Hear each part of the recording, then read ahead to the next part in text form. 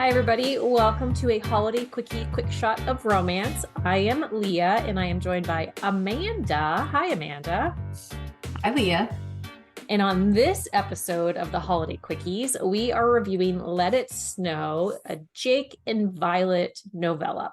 So Let It Snow is there's a full box set of Violet and Jake's story. It includes their prologue novella, their novel, and this follow-up Let It Snow novella. We'll link the synopsis of the book in our on the shelf show notes over at buzzingaboutromance.com. The release date was November 21st, 2023. The tropes, there really aren't a lot of tropes because they are a married couple. It is a holiday novella. Would you say there's really any Yes. tropes? No, not really. And just also to say this is Nora Everly. Yes, I did not say that. I forgot to announce that part. Yes, Nora Everly. This is told in dual first person point of view. It doesn't really put out, like, there is some on-page action, but there isn't any sex. There's No. things that are sexual. And as of this Yes. point, like, this novella doesn't have any audio. There's no third act breakup. It is roughly 40 pages, so there's not a lot to it. It's just, like I said, it's that follow-up novella to like kind of check in and also kind of tease where she's going. Yes. Which I was very happy about. But so it's not spicy per se. Like, there's that one little, like, one scene of loveliness towards the beginning, and then it kind of doesn't have anything after that. But it is part of the Sweetbriar Mountain world, which is Violet's family's books. And I would say this does pass the Die Hard test. Yes, I would agree that this one passes the Die Hard test because Christmas is like it's a part of their original story. Mm-hmm. So it kind of the follow-up kind of needed to happen the same way. And it's also it kind of follows her pregnancy, which also, it's kind of when it's happening. So Well, and the mistletoe is actually a really yes. important piece to the story. And it's one of those things where if it had just been a party that they were having that wasn't like an annual thing, it could have worked for any other holiday. But the fact that, like, the mistletoe itself is a really important piece to their original story and Violet's story in itself, like, I think that it wouldn't have worked if it was like a Thanksgiving story or a 4th of July party or something like that. Like, the Christmas aspect and the mistletoe aspect is really like why it passes the Die Hard test. Yeah, I would agree. Okay, so this is Violet and Jake. So Violet and Jake, like, if you have read their book previously, you know that they were friends. They had met when Violet was dating Jake's best friend at the time. They have since divorced because he is a scummy person. Yes, he's a douchebag. Well, yeah, he's a douchebag. And she has twin boys to the douchebag. But Jake he has stepped up. Like, he is book boyfriend material, people. Book He boyfriend. really is. He's so good. He is. Like, he pined so hard. And you, like, your heart broke for him, like, in their story, because, like, you know that he really, really loved her, like, from the get-go, but he was an idiot and did not move fast enough but at the same time, she wouldn't have the twins, and, like, their story would, like, not have had, like, as an impact, and, like, I get that, but at the same time. Yeah, and he's really close to the twins and to her. I mean, he's been in their life pretty much the whole time as Mhm. her ex's friend and her friend, but so Yeah. he's kind of always been there, and I was finally, I was so happy to see them get together in their original book. I was too. I love their story. Like, I love, like, the prequel novella that they have, and the story I was actually, like, filtering through it just because like I said, the box set's the whole thing. So I was like, oh, I kind of want to go back and, like, visit some of, like, their really, like, sweet moments. And Jake Yeah, is I just did too. part. So the story opens up. It is the day of the Christmas party that Violet has in her coffee shop every year. Jake is going to Portland, Oregon, or Oregon, however you say it. I don't know. For a really important meeting with his brother for this charity that he and his brother are opening up in their mom's honor. And a snowstorm ends up coming through that nobody expected it to be as bad as it was. Yeah, and it hits really hard, and they're driving a Ferrari A Corvette. or a Corvette. Okay, that's what it was. I was like, I know it was some sports car. I couldn't remember I which mean, one. fuck, like honestly, I read that. I was like, I who in know. Oregon is owning a Corvette? Like I it gets know. really snowy there. Like I've never been to Oregon, but I know like enough about the state that like it gets really snowy. Yeah. Yeah, especially I mean December, I would imagine it's not really a good time to be driving a sports car. No, it's But not like it was funny. it's not like we're living in Florida where like you can drive sport cars all year round, except when the hurricanes This are is coming. true. Yeah, this is true. Like Pennsylvania, you're not driving sport cars. I mean, you might on Christmas because we don't always get snow on Christmas, but like, hey, it happens.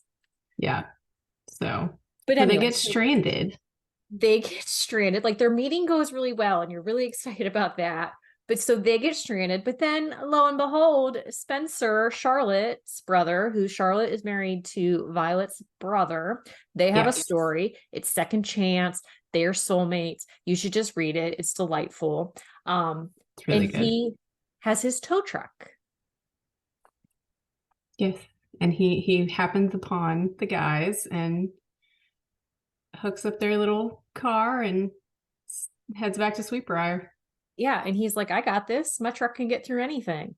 But so, and then Violet, she was really damaged by her marriage to Tom the douchebag. And she still Yep. has some hangups. So it's about 6 or 7 months past like the end of their book because she was pregnant at the end of their book. Spoiler alert, people. Sorry. So Yeah. she was pregnant at the end of their book. It was a surprise pregnancy. They weren't expecting it. And so she is like hugely pregnant, like ready to birth their child in this Yeah, book. she's 2 weeks from due date, I think. I At the time mean, of the book is what they say. well, like the end of the novella, it's 2 week, it's like Christmas Day or 2 weeks later, Yeah. it's like right at Christmas, and like they've had the baby for about a week. I Yeah. think it's a week old at the very end, which again, spoilers, sorry people. You should just Yeah. read it. Um, I'm a hot mess this morning if you haven't noticed. But so Violet, like she has a hard time giving up control. Like she has been so in control of her life and the kid's life and everything that like revolved around it. And so like she's having a hard time allowing Jake to be involved more than she lets him. Like she lets him be involved, but she has a hard time like relinquishing any of that control. And like Jake understands, but he wants her to let him in more than she already has. Yeah, he wants to be her partner, and she's just, she's not used to that. So she doesn't realize that she's pushing him away the way that she is. Yeah, and but it's one of those things where so Rose, one of her younger sisters, like goes to pick her up and is talking to her about letting him in and letting him help with things. And Violet makes a comment about the baby. And I don't Mm-hmm. remember how she worded it, but Rose is like, it is his baby too. Like he is going to want to do those things. Like he is not Tom. Like he is there. He is helpful. He is involved. He is present. And I think that was like a really nice, like, and Rose isn't always the most subtle character. She's kind of in your face and No. blunt, but she needed that. Yeah, she did. And, and Violet absolutely heard her. So Mhm. I think, it was definitely her aha moment. And it was a good one. Like I like the conversations between all the siblings Mhm. in that series. They're always really good. They are. And it's one of those series where this family, they're very tight, they're very close, but they are not afraid to piss each other off. Like, because they know, like, they are saying what they're saying out of love. Like, they're not doing it to be malicious or manipulative, or, I mean, they do manipulate things, but in the best way. But they have honest conversations, they don't circle around things. No, that's true. And even the mom and the dad, like I really like the parents in this series. Like they're very present and very open and very, it's just such a really wholesome family. Like we know they're not without their problems, which I That's appreciate. true. But yeah, it definitely feels like a tight knit family unit, and you like, you kind of, you just want more of them, and you want to, you root for all of them to, to just have their happy ever after. So, Mm-hmm. Yeah, and it's one of those things. So like in the novella, like you visit with all the siblings that are like on page, like there are things happening. And so like you don't get every single one of them on page, but you get little snippets like this one is at this place and these ones are skiing with their dad. And then so yeah. like Holly and Liam, like they're Oh, I love they're them. they're just so adorable and freaking like perfect together. And I just love them. So you get a little bit of them and it's just like sweet. And Rose and Trevor and like I just I just really love this family so much. I do too. But we also have Ren, who is Jake's brother, who they are in business together. And so Ren's wife passed away. I'm not clear on like how long it's been, but it's been a decent amount of time. But Ren's just kind of filtering through life. Yeah, and he's been more on the, the kind of periphery. We saw him a little bit in Jake and Violet's book, but we see him a lot in the novella. And he Mm-hmm. kind of, she lets you know that he's kind of looking for love again, and, might be open to it. He sees Jake and Violet happy and starts to want it for himself.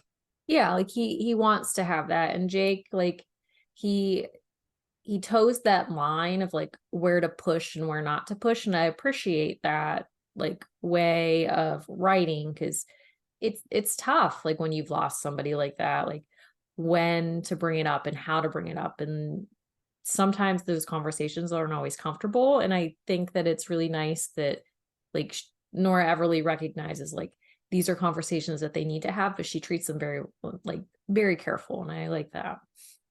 Yeah, she does that. I feel like she does that throughout the whole series, because there's a lot of big stuff in this series, Mm-hmm. for, it's a sweet, wholesome family series, but there's also a lot of big topics and big emotions that she discusses, and she does them all really well. Mm-hmm. Yeah, but so she kind of teases who, like maybe in the future, but I don't know if they're gonna have a book because it's the Sweet Mountain series now, Sweetbriar Mountain series. It's not because it used to be the Barrett sisters, and then the Barrett brothers were Their gonna have their brothers. own series, but now she's combined stuff. So I wonder if Ren is next. I should message her and I ask. know. I was just thinking, I was like, maybe I'll message her when we get off here. That's a, because we cannot just let things lie. Like we need to know No, things. So we Nora, do. if you're listening and we have not messaged you yet, please tell us if Ren and Piper are next. Because Piper's been one of those characters who are on the periphery. Also, like Piper is Violet's best friend. They've been best friends forever. Like she has been a big part of these books because she works in the coffee shop and all that stuff. And it's like, and she just seems like this adorable little like sprite of a person that I want more. She does. I really like her character. I definitely hope that's next. Man, I hope so. I just want more of like this whole series. So we have so many more brothers too. Like I so know. We have the twins, and then the who's the Asher, the single Asher. dad. Yeah, Oh, I need I to need know it. his story. Like I need his story. Like why is he a single dad? Like what Yeah, happened there? Like they say things, but then they don't actually say things. I know. She's just keeping us on the hook over here. The dirty. Okay, but yeah, so this is a holiday novella you want to check out. It is available in Kindle Unlimited, as all of Nora Everly's books are. So if you have a KU subscription, you can check those out. Let It Snow, like I said, is part of a full box. So it is towards the last 80% of the Let It Snow book. Because when Amanda messaged me, she's like, this is like 400 pages. I was like, I thought this was just a novella. She's like, oh, wait, there's more in here. I didn't realize it was all three when I opened it. Well, and when you messaged me, I was like, oh my goodness, what did she do? I thought it was just supposed to be a novella and maybe I missed Right. something. Yeah. But then we dove a little deeper and we found out. Yeah. Okay, do you have a book you think we should review for a quick shot of romance? If you do, send us an email at thebees@bookcaseandcoffee.com. Well, thank you, Amanda, for taking time out of your morning to record this holiday quickie quick shot. Thanks for having me. And until next time, happy reading, everybody. Find us on Instagram at Buzzing About Romance or on Twitter at Buzzing Romance. If If you like the podcast, please leave a review. If you'd like to support us directly, join the Bookcase and Coffee Patreon and receive exclusive content only available to Patreon members. Check out bookcaseandcoffee.com for our on-the-shelf show notes.